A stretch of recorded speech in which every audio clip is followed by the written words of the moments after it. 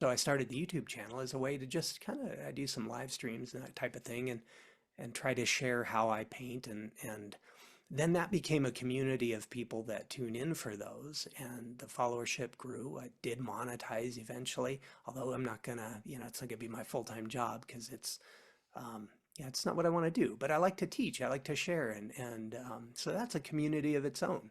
I've sold work to that community, but really, I try to give more than a trick I would pass along is to nurture your community, your collectors. Don't always look to just sell. Can I make a buck from this person? What can you give? How can and giving might just be taking an interest in their life, sending them a nice note, remembering a birthdays, texting them. I mean, I text with my collectors. I'm sure a lot of the artists do as well, but that's a great thing to do because it doesn't really take anything. Everybody texts today. It's an easy thing. If you know somebody's birthday, text them a happy birthday.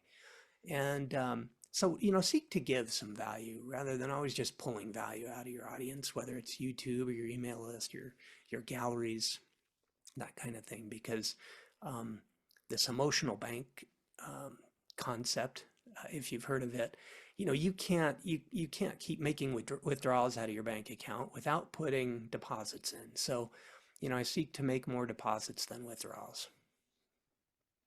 Wow, beautifully said. Beautifully said. Because again, that we're a person, our collectors are people, and it's good to remember that.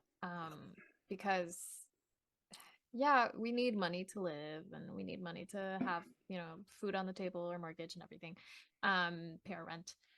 But at the end, it's a human being who purchased your work and who loves your work and who's a fan of you, and more than likely it could be easy to become friends with them because if they like your work and you made your work, you have something in common, right? There's always something in there. Yeah. And I have a very similar kind of friendship with one of my collectors where we text.